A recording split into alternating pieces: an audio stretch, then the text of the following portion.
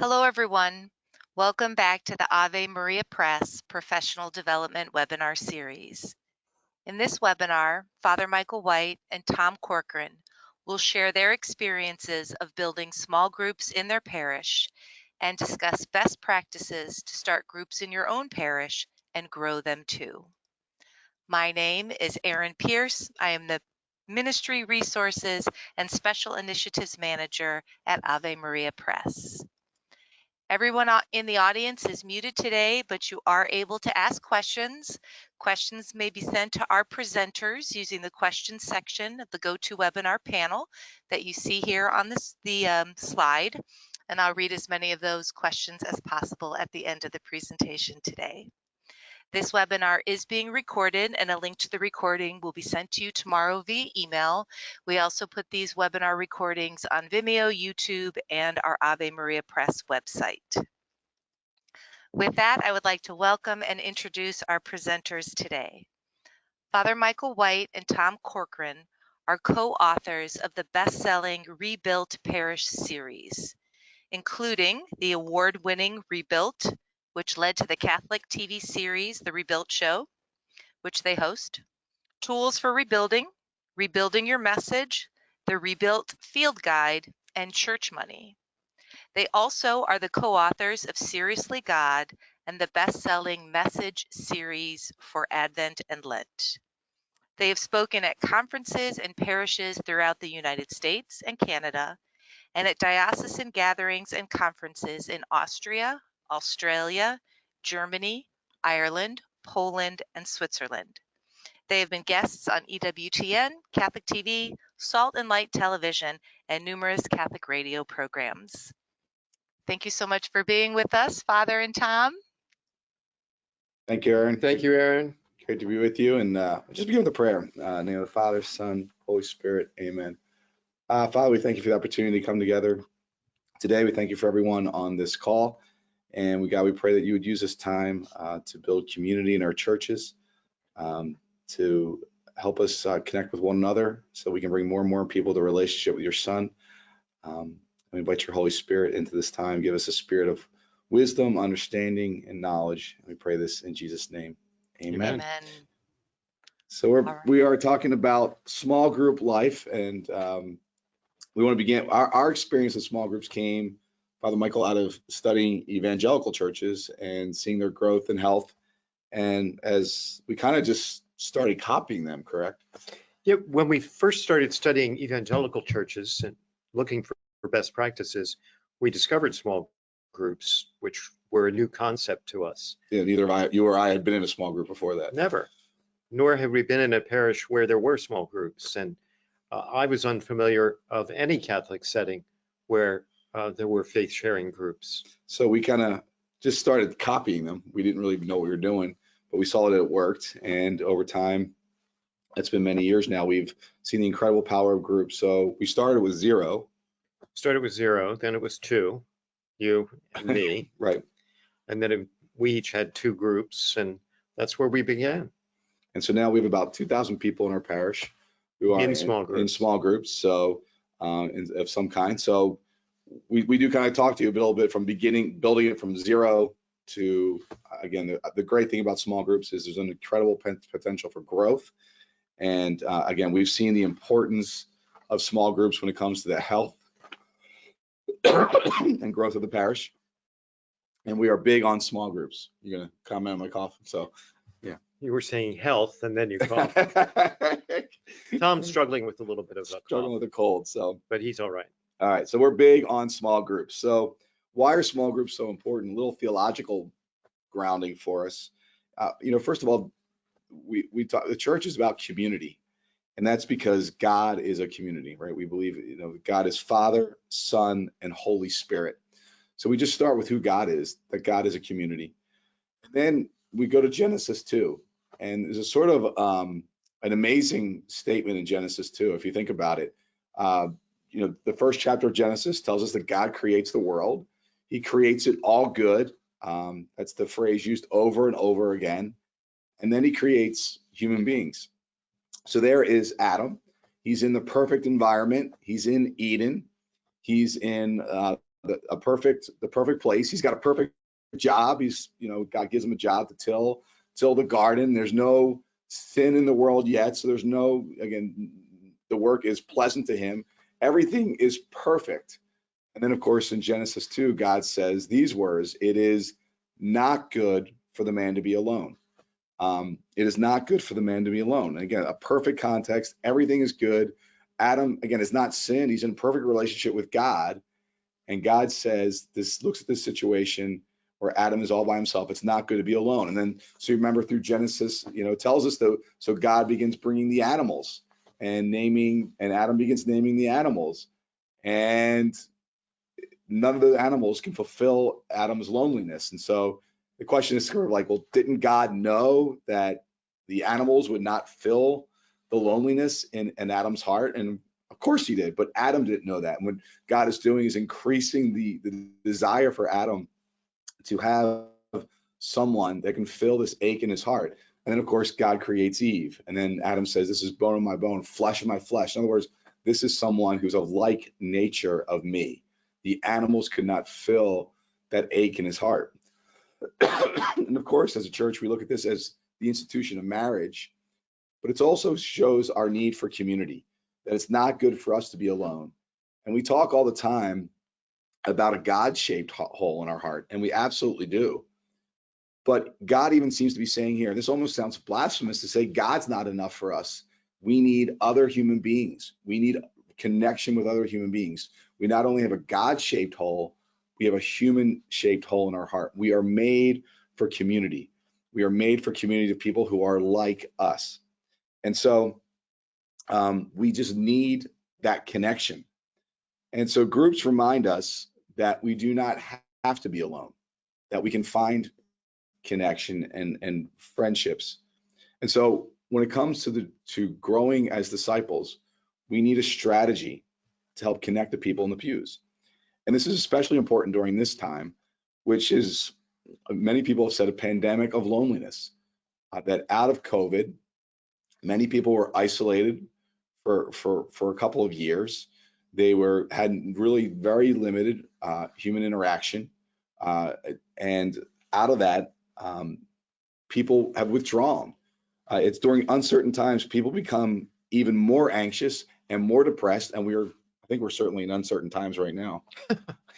I would say as a pastor that I can't think of a better time to introduce small groups into your parish. If you've been toying with the idea, seize this opportunity because it won't come again. Yeah, and people are becoming more aware of their need for community. So, and I think as a church, we're uniquely positioned. Again, we are about community. This is what we are about. And so we are uniquely positioned to solve this problem. So we're able to create a community that is a reflection of the Trinity, of whose the image we've been made. So I want to share with you 3 key reasons to build a church of small groups and not with small groups. And maybe we should just pause there, what we mean by that.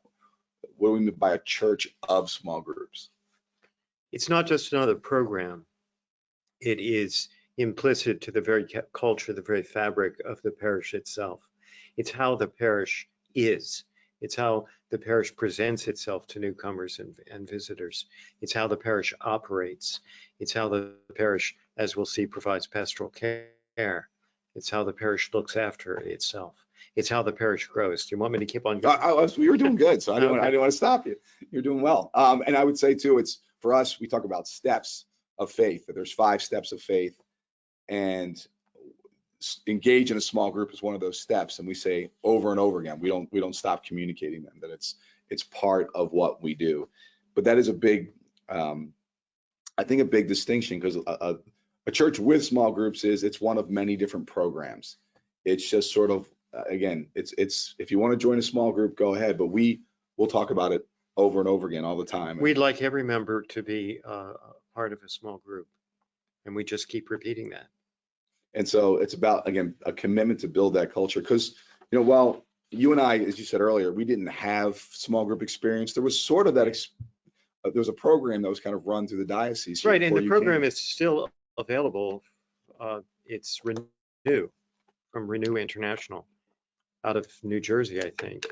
And it's a great program. It's been around for a long time, and many parishes have used it with great effect. They used it here at our parish back in the 90s, I think.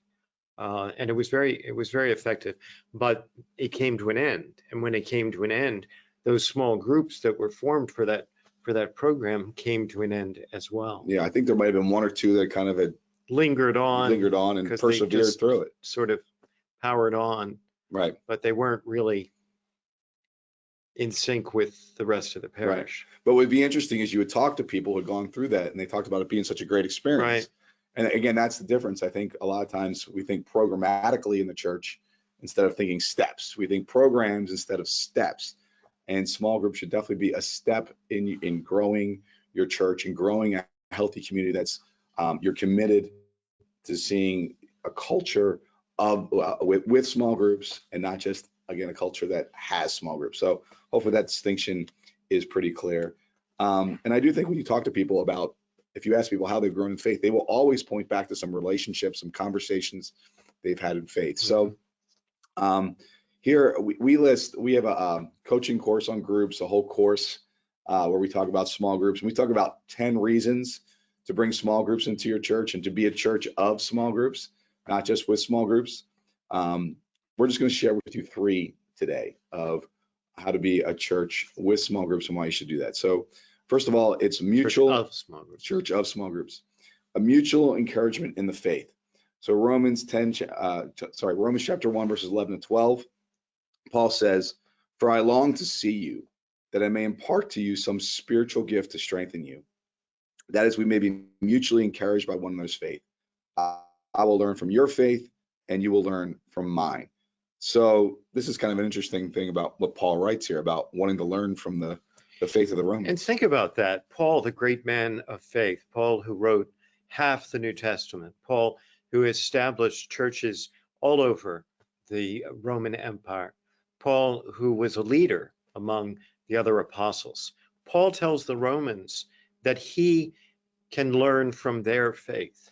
Yeah, I find that astounding. Yeah, that you would think he knew everything, but yeah, of course we didn't. So, so we just say, hey, we say to our people in our pews, if Paul needed to learn from others, maybe you do too. And I know my experience is in the small groups I'm in, Father Michael, I probably know more theology than anybody else. Right. I know the Bible better than anybody else, usually. Right. But I'm always learning from the guys in my small group. One, I'm encouraged by their faith. If they're new to faith or if they're just getting into their faith, I'm encouraged by that there are other guys that are in our church that are growing in faith, or a lot of times they're better husbands and fathers than me. So like I'm learning from them. I'm encouraged by their faith in the sense of they're living out their vocation in a way I can learn from. So, and I want to encourage any pastors or priests who are listening to this, or religious for that matter, a small group participation for you can be so enriching and enlightening. I know that it has been enlightening to me to be in a small group with husbands and fathers whose perspective I don't have. It certainly helps even with my preaching. Yeah, it's helpful. That's the added bonus. If you kind of know who you're talking to, you know your audience and what they need to hear and what they're wrestling with, and so you can speak better to the community. And I think the other thing that's important that we're telling people in this, that people in the pews need to hear, is that your faith can encourage others, and you have something to share. No matter where you are on your faith journey, you are adding to the life of this community by getting to a small group and sharing what's going on in your life. And I think that this is what we hope to happen in small groups, is maybe more mature people or more people a little bit further along in their faith. They can share how we just did a message on reading the scripture. And so people who like reading the Bible could talk about why they like reading the Bible, and they could share the passage of scriptures that inspire them, and hopefully pass that on to people maybe that are new to reading the Bible. So it is increased, again, mutual encouragement of the faith. It's the body helping one another. For the less mature, when they come into a small group, they're hopefully bringing in some enthusiasm. They're bringing their excitement and maybe a new testimony about checking this out. It's always fun. I know in a small group when someone kind of steps out of their comfort zone and says, I'm gonna try this. This is the first time I'm doing anything in church outside of coming to mass. So it's a mutual encouragement. And groups give the context for this. Again, it's just the life on life. So they mutual encouragement and faith. Number two, we talk about pastoral care. And I always laugh at the story of, remember the one time you and I and another staff member, we brought these people in to the church and we said, look, we're really concerned about the pastoral care of our parish and we want to improve it and make it better. And you remember this. And then you're like, do you have any questions? You know, so here's our thoughts. And Somebody said, what's pastoral care? so it was reminded us that people don't always know what pastoral care is, but church workers usually know it's member care, taking care of our members, and small groups are the best way for us to do that, to really care for the people in our pews. So, You know, not so very long ago in the history of this, of the church in this country, pastoral care was the province of nuns and priests. We took care of the pastoral care. That was our main job besides the celebration of the sacraments. Today, that's just not feasible. It's just not possible. I know in my parish with thousands of members, I could never begin to adequately extend pastoral care as we would like to extend it to our members. no, even with this, our whole staff couldn't the size, but we hear stories over and over again of people being sick and the members of their small group bringing food or bringing care and support. You've seen that many times when it comes to funerals or the loss of a loved one. Right.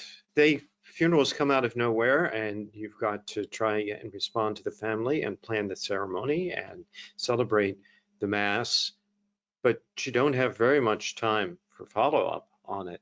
One of the most remarkable experiences of pastoral care from a small group was a mom's small group here in our parish.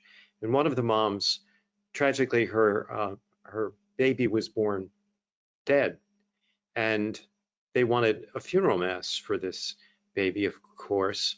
And this small group just stepped in and took care of everything, from planning the ceremony to offering some reflection after Mass, to a reception following the Mass, and then to care in the days following that funeral, which can be sometimes more difficult for a grieving person than the funeral itself. Right, to continue. They took care of everything.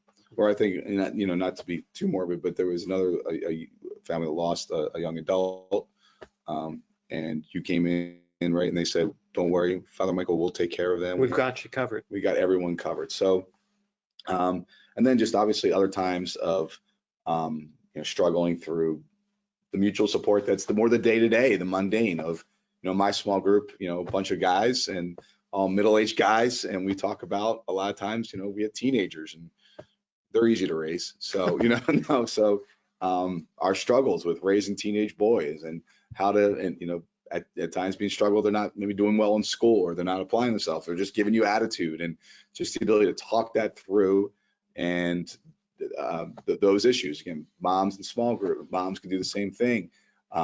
We can help each other through work issues and what's going on. So it's a way in which the church can provide care in which people are known and loved and cared for. So Galatians 6:2 says this, bear one another's burdens. Bear one another's burdens. Everyone in the church has burdens. We all have burdens. Small groups help us to bear one another's burdens, mutually care for one another in a way nothing else can. And then it builds unity and community in the church. When people have a small group, they feel connected to the church. They are unified with other believers. They have a platoon, so to speak, which they connect with. My son's a Marine, so I don't think they use platoons in the Marines, but I get the idea of this small group of people being connected and battling together. And one of the important things, though, Father Michael, is how do we make them connected to the parish so they don't go off on their own? Well, we do that very efficiently, I think, in terms of linking the small group curriculum and material that they're basing their discussion on with the weekend homily. And so I like to say that on Sunday, you sit in row rows that you sit in pews and I talk. During the week, you sit in a circle in your small group and you do the talking, but it's the same conversation. We're covering the same terrain together. I like to say that on Sundays, I kick off the conversation Hmm. and you carry it forward in the course of the week with your small group, as well as your family too, of course. That's another thing we say is the conversations lead to conversion. They lead to the life change that if, yeah, just washing over you, I mean, as great as your homilies are, but at some Yeah, point right. they can they can be forgotten. As great as they are, by Tuesday, nobody remembers what I said, and by Wednesday, I don't remember what I said. So the small group keeps that conversation going, and it makes it bigger and broader and richer and deeper. Yes, and again, it is going to build unity in the church. We find too, I, I think a reflection of this is our greatest givers are in small groups. That we know, I think Brandon, our team has said, if you're in a small group, you'll give 2x, you'll give double than if you're not in a small group. So, Our greatest givers, our greatest servers, our greatest ministers, um, our greatest missionaries are all in small groups. yeah, so it's really does build the unity and community of the church and make sure, again, for health of the church and to grow deeper. So there's a little bit, so a few reasons. I said we have 10. I'm just sharing with you those three. So we'll talk about a little bit about what are some of the essential elements then of a small group ministry. So the first one is you need like to say you need a champion on the staff, someone who cares about it. Like, what do you like to say about staffing and hiring? I like to say, thank you for asking. I like to say that I know that I found the right person for the job when they care about it more than I do. And Susan, who is our small group director, currently cares about small groups more than I do, and I care a lot. So I've got the right person, Susan, and now Mark as Yes. well. So we should back up a little because all right, we started out. We have Susan and Mark. We have two two people, staff and members. we had to grow there. We didn't start there. We had nobody. We had you. Sorry. Yeah. But Like you said, had like about you said, five. you had nobody. Yeah. You had about 5 or 6 other jobs too. Right. You were doing like children's ministry and youth ministry and everything else in between. And you started to do, and then we worked our way into some pretty, pretty great volunteer ministers and leaders. And then eventually we were in a position where we could add somebody to the staff. And yeah, so we went. Our progression was a part of my job description, but at some point I saw somebody has to care about this Mhm. and be the staff person who's going to keep reminding the pastor about it and saying, if I drip in a little bit in the homily about small groups, or can you get up and talk about small groups? And that is a question I did want to ask you too, a little bit about how do you see your role as pastor in supporting small groups? I see my role as chief promoter, chief salesperson for small groups. I can't at this point in time actually can conduct the program or even give a lot of care and attention to our small group leaders. There's just too many of them and too few of me. But I can promote it from my pulpit, from the pulpit that I've been given. Yeah, that when the pastor supports it and promotes it from there, that's huge in creating again this culture. It's with small groups that really again making small groups part of the culture. So yeah, we went from this evolution of I was the person again as Father Michael said wearing many other hats, but would kind of keep lifting up small group priority. We moved then to a part-time and then we moved to full-time. So along with that, and the reason that we were able to move in that direction is that the second kind of main component you need for a small groups is a core team, that you have a staff champion who supports it with the pastor, who has the support of the pastor as well. But then there is a team of people that you form to get to administer small groups and make them successful in a parish. So a couple of ways we say that. One is the staff champion should be part of that group, obviously. Whoever on the staff who's upholding the value of small groups. Two, there is a group leader coordinators that the biggest that this is someone who's looking after small group leaders, helping making sure they're staying connected to the vision. So because I think, Father Michael, the two ways you keep it unified is the content, which you talked a little bit about, but also have group leaders who are on board and have the vision. And also those are the people that are you're supporting and encouraging. And then we always think on a small group team, you need a data coordinator. I remember early on, that was one of the hardest things. If you remember how we signed up, do you remember how we signed up for small groups the first time? The old-fashioned way. Yeah. With bulletin boards. Yeah, I actually remember signing up with, pen and paper. Pen and paper. And then I remember RB who helped us, who said we're signing up for this in the exact same way they did 2,000 years ago. Yeah. So it was really hard to know, well, who was in a group and how many people do we have in groups? And if we want to grow it, where do we go from there? So just data, having people's information, it sounds, I don't know, kind of boring to me. It's not really what puts a quiver in my liver, but I knew not having the data and not knowing was always hard. Like, we want to grow this. How do we know we're growing if we don't know we're in there? And I think there's a little bit too of, I think Proverbs says, know the condition of your flocks. So you want a data person who's going to communicate with people, know who's actually in small group, communicate with group leaders to know that. And then a communication coordinator, someone who's talking to groups, letting them know what's coming up, what content you're going to be doing, what are opportunities that they can have to connect as a group. So those are a couple of roles on that core team. And of course, a successful small group ministry, it's going to have small group leaders, or we've stole this from Saddleback, hosts, which has meant kind of the lower. Small group leader can sound intimidating to Anybody people. can be a host, and it's an attractive position. It sounds attractive. Right. Leader could be intimidating. Leader's an intimidating word. So small, those are people who are simply growing in faith, who love Jesus and want to continue to grow in their faith, who facilitate discussion and not teachers. I think that's one of the big misconceptions oftentimes. People think that the small group leader or small group host is a teacher, but we just want to facilitate in the conversation. Yeah, and another big stumbling block there is people don't think they're good enough, or they're not holy enough, they're not religious enough. Right. And we want people like other people. Right. I think you even find that's actually a great point just to make in trying to promote groups to a community, that people think to get in a small group, you have to meet some kind of standard, but Yeah. you don't. Yeah, we just want you to come and grow and form relationships, and whether you are in your faith, a commitment to grow in your faith. But after that, definitely people stepped in my small group. Like, I thought I needed to know the Bible. I thought I needed to be up here.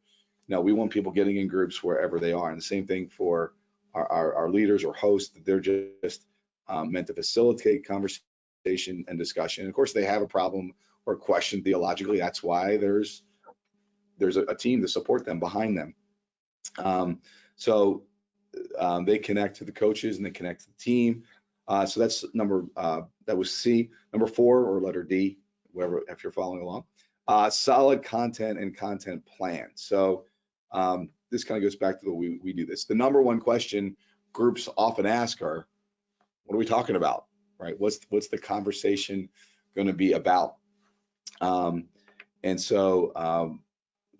a couple different ways you can approach that. You can do question for group leaders. Number one is just have a library. Some churches do that.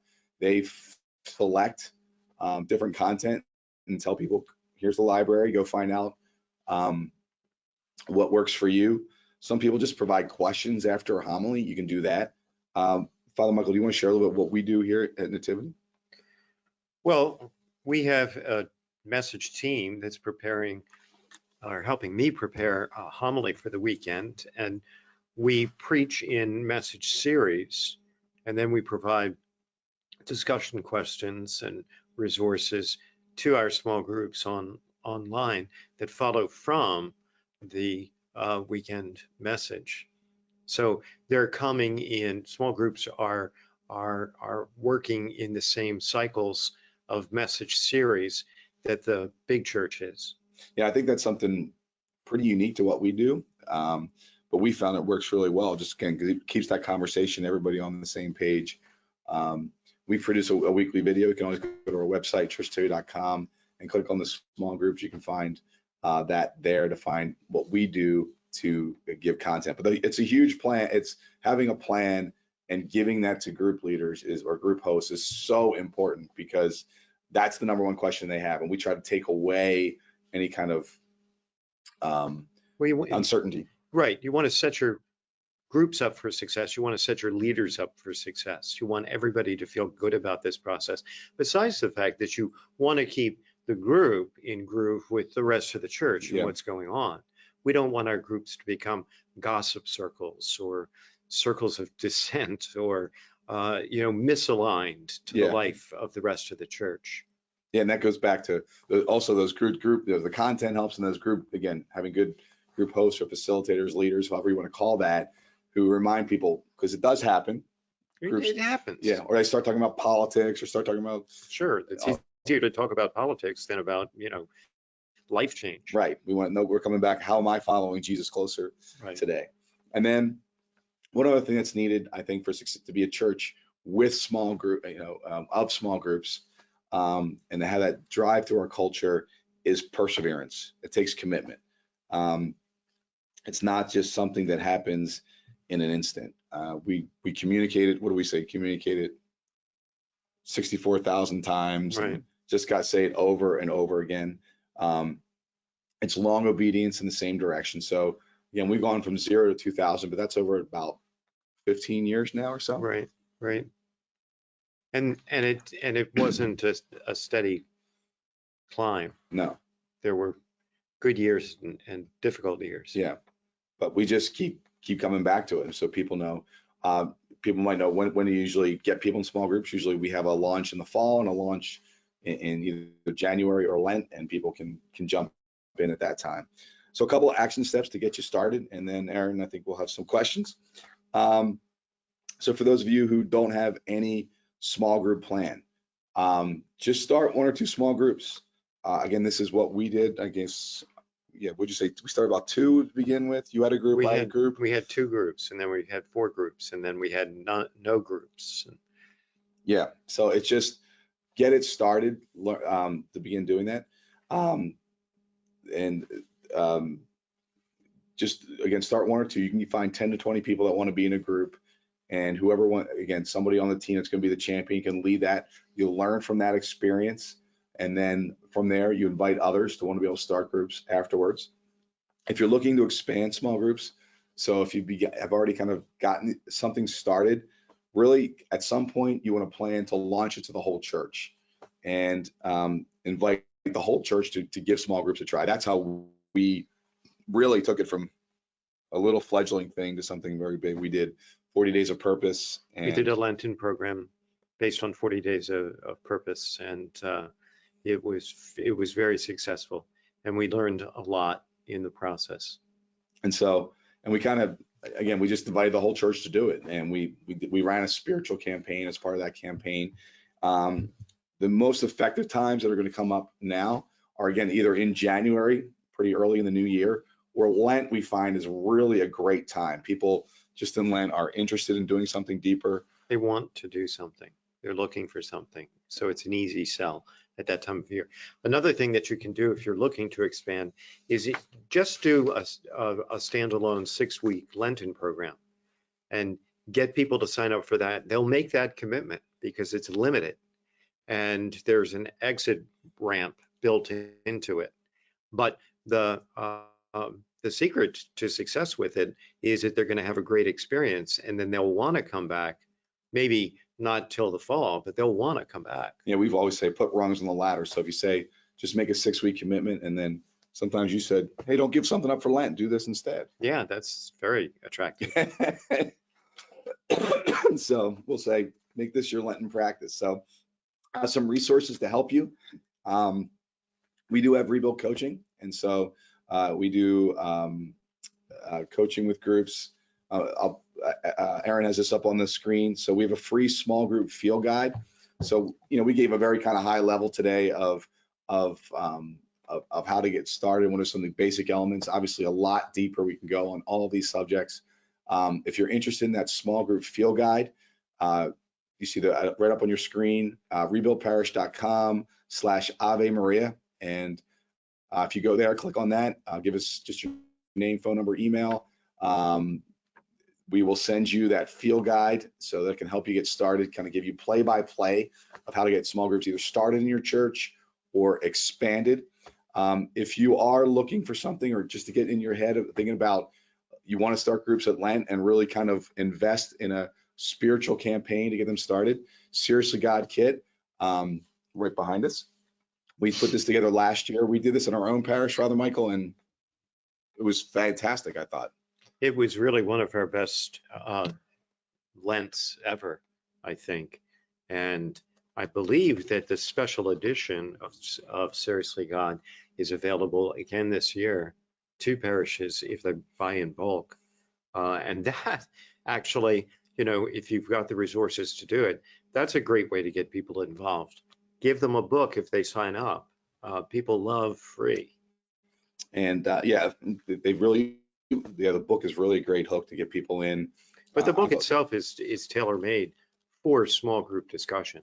And 6-week small group commitment with this book, that's a ticket to success. Yeah, I thought in our conversations, and again, the small groups I had 3 small groups last Lent. So we were trying to expand our groups last Lent. So I was like, I'll do 3 groups. I did a morning men's group, an evening men's group, and then I did a couples group with some friends, and that we did hybrid. That's a cool thing. That's now the opportunity too, that I think people are looking for the in-person interaction, but you can do them not hybrid, I'm sorry, but on Zoom and digitally. So hybrid. What's that? Or hybrid. And then again, Nativity at Rebuilt, we do coaching, and that's one of our courses that we help lead parishes through and how to establish a healthy small group program. All right, Aaron, with that, I'll turn it back over to you for questions. Yes, absolutely. Give you guys a second to take a breath and take a sip of water. And I invite everybody on who has a question, please feel free to type it into the question box now. We'll go over here. Okay. Well, thank you, gentlemen, so much. That was really very, very helpful. I'm curious if you could tell us a little bit more about your experience. Father Michael, you said you started with 2 groups, then you went to 4 groups, then you had none.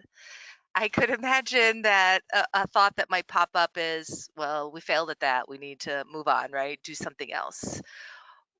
Can you tell us a little bit more about that? How you've grown now to 2,000 people in small groups? Well, some of it was just persistence. Some of it was a conviction that this ought to work. It's such a good idea. Why can't it work? And some of it was the example of the other churches that we were studying at the time, Saddleback Church, North Point Church, and so forth, where small groups were so integrated into the life of the parish. We could see the promised land, so we kept moving. Yeah, and I do think small groups are, again, the most beneficial, but in some ways the most challenging to, when we were talking about how we wanted people to engage in the church, we talked about serving, and I think volunteering. People can say, all right, well, I volunteer at my kid's school, or I see the value of volunteering, and even asking people to give, which, pastors might not like, but people understand it at least. Small groups, you have to kind of explain a lot more. So it is going to take some time. But again, I think we did find it too, the enthusiastic people that you do small groups, there will be some people that are just, they get it right away. They love it. And they say, this is again. And then they sell it for you. And they begin to sell it for you. So I was going to share some testimonies, I forgot, but we have some incredible testimonies of just people of saying how their group is, their lifeline, and they're how grateful they are for their small group. So feel free if you want to share a few. So, I don't have them on me. Oh, okay. Okay. That's okay. Sorry. Yeah. So you also, Father, you mentioned, like this is a perfect time to start a small group in your parish. And some might be thinking, but maybe we should wait for everybody to come back, right? Post-COVID. The pews aren't as full as they used to be. What would be your comments on that? Yeah, I talked to a lot of pastors, and almost to a man, they tell me that their church attendance is 2/3, at best 2/3 what it was pre-COVID. So I think it's pretty clear 2+ years into this that they're not coming back. Now, everybody that was joining us on a weekly basis is coming back, at least not automatically. So that's just not a sustainable excuse, I don't think. But meanwhile, to circle back to the point that Tom made about the epidemic or the pandemic of loneliness that we've experienced, I think we can really tap into that. I mean, it's not a hard sell for people to appreciate that they need support, they need fellowship, they need friendship, and it's now more than ever. And it's interesting, we did find last Lent, we were getting people signed up for small groups that were not even in church. So, partly people caught the wave in our community, but they would invite neighbors and they would invite or coworkers. It was a very safe place to get started, actually, it's a funny kind of phenomenon of this funny period of time. But pre-COVID, I would have thought that the most likely people to get into small groups are your highly committed parishioners. You never miss a Sunday kind of people. Now it almost seems is the case that it could be the opposite in some ways, that small groups become an entrance ramp back into church life and church engagement and church attendance. That's very interesting. Yeah, there's that hunger for community, and that's can be fulfilled or satisfied to some degree with small groups. Yeah. We got some questions coming in here. Somebody asked, did I hear right? Your small groups have as many as 20 members? We do try to keep our groups smaller, actually. So we would say 6 to 10 is what we try to keep it at. So yeah. If you have, and there might be groups that are that large, but we try to circle back around to them and get them to kind of divide. It can be difficult because people form strong bonds and associations, and they want to stay together. And good, strong groups attract more people, and so there can be a tendency in that direction. But that's kind of the job of our director, to keep an eye on that. If a group gets too big, people end up not talking. If a group gets too small, it can be intimidating. So we say about 6 to 8 to 10 is best. Yep. Okay, great. Another question. We have such a hard time getting time commitment from anyone other than retirees. How do you get younger couples / adults to engage? Well, I think part of the key is that you've got some choices in terms of times. It's not just, after school times, or it's not just evening times. There are early morning times that might work well for, guys going to the office. There are weekend times. There are midday times, maybe groups meet in various locations near where people work for lunch together or coffee together. Some creativity in terms of scheduling, I think, can help a lot. And the other attraction can be affinity. Do you have a mom's group for moms with little kids? Do you have a dad's group for dads with teenage boys? We have a guys group run by a local restaurateur here who serves, what does he serve? I mean, yeah, he'll have he did something like he gave him like burgers or something like that. Burgers, one guy put up beer provided. That helped to get a guys group going. Like, so that was, I remember that famously when we first started it. One of the guys, nobody was signing up for his group. He put beer provided. Boom, it filled up. So we're only being half serious, but there are ways in which you can really underscore the affinity that certain groups can provide. I would say one other thing, we tell groups to meet every week, but you might say, well, that seems more of a commitment. But then we just say, if you can't make a week, that's okay. So commit to getting a small group. Our small groups run through the school year, so to speak. You know, they start usually right after Labor Day, usually by May. You know, people are done by that point. So there's sort of a school year, but you say, look, meet every single week. And yeah, we know there's gonna be weeks you're traveling. We know there might be a week where it becomes really difficult to get there.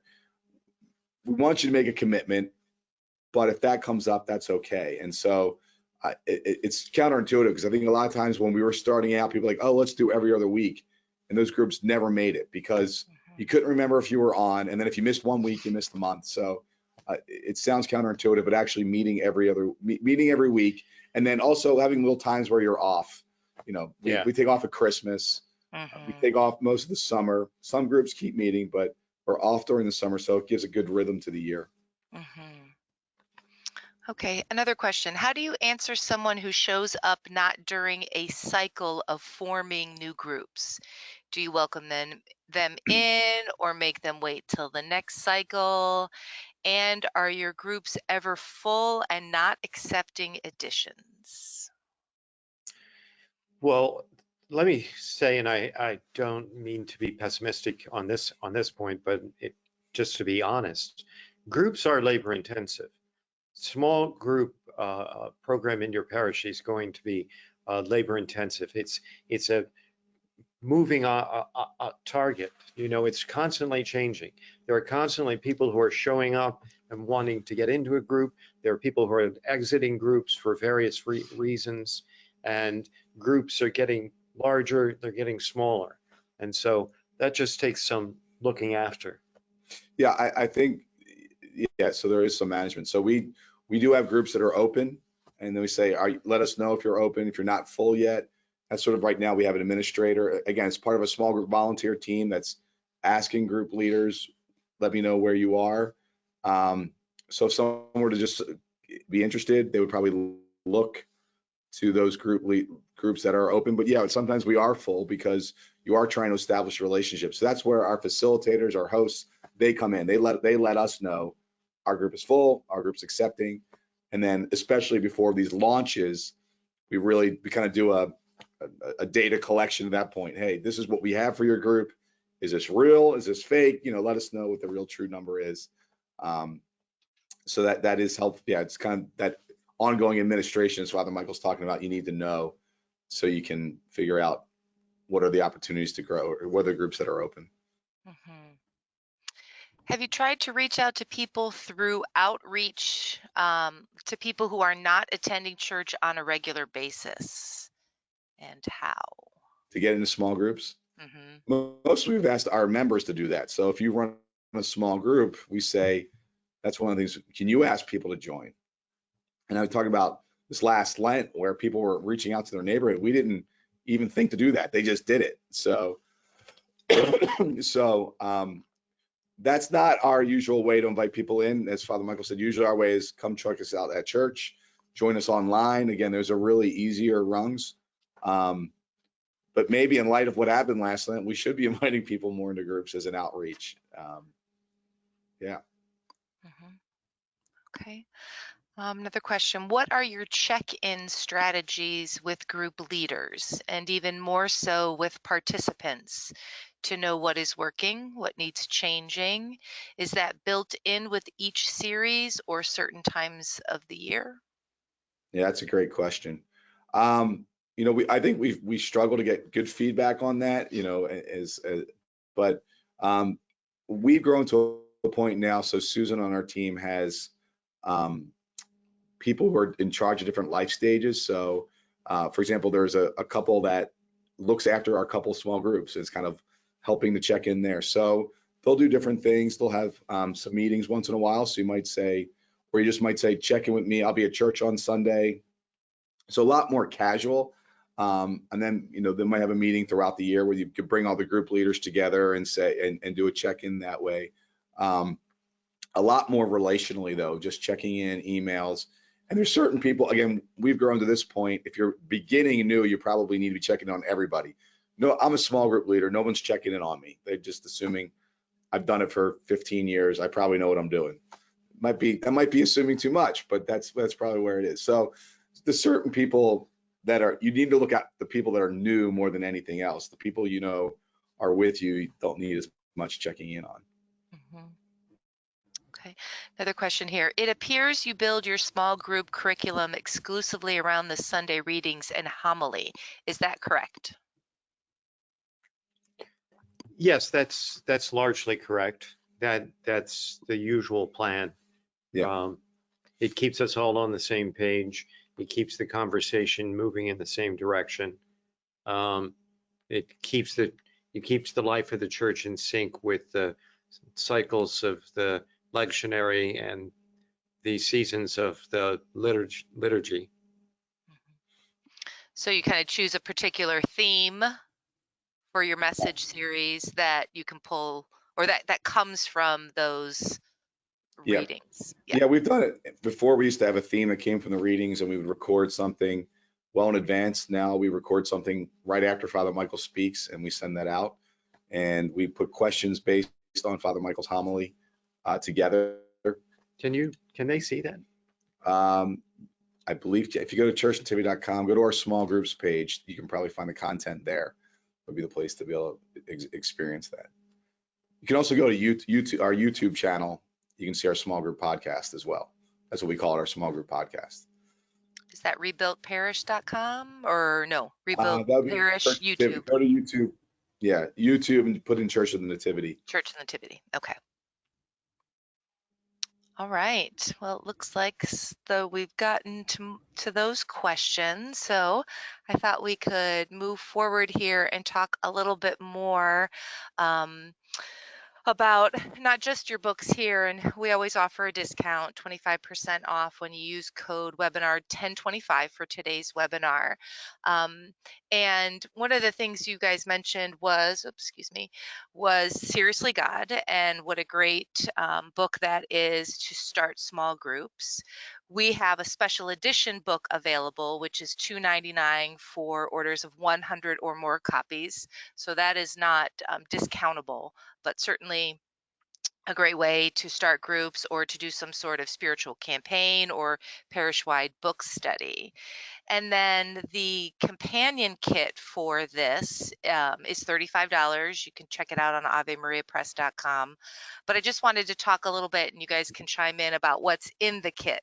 I imagine for somebody working in a parish like you, Tom, had many different jobs, many different roles, right? The idea of bringing this new big thing, labor intensive, you already said, to your parish could be daunting. So the kit really has everything that you would need to bring this to your parish.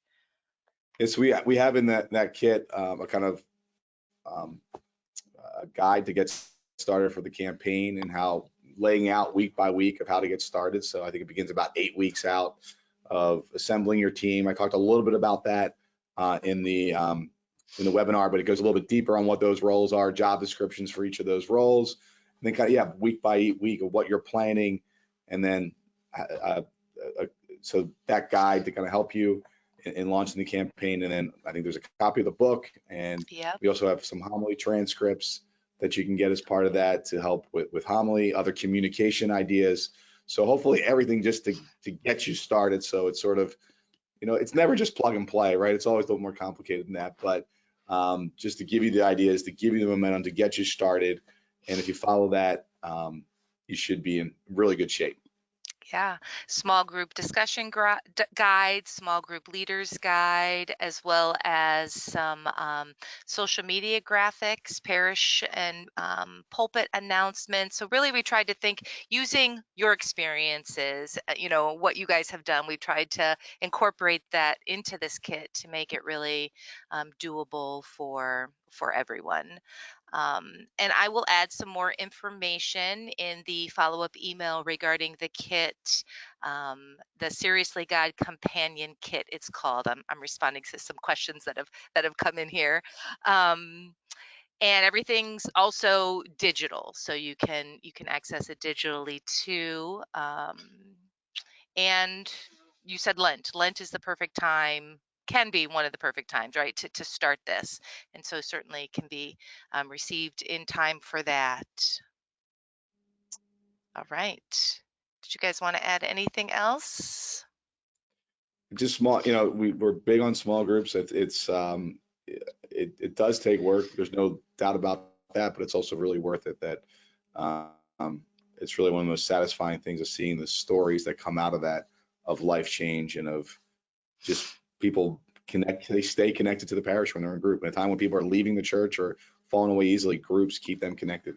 Mm-hmm. It's worth the effort. It's worth the work. It's worth the frustration, because it really is the #1 game changer when it comes to parish renewal.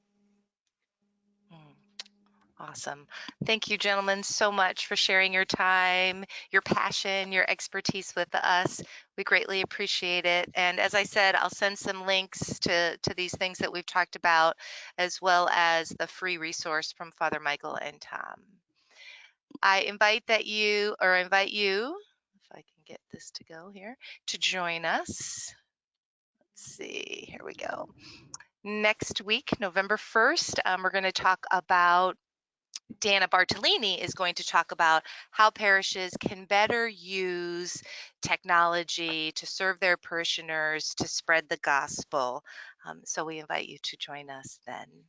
Thank you, everybody, for your time. Have an excellent day and week, and we'll see you next time. Bye-bye. Thanks again.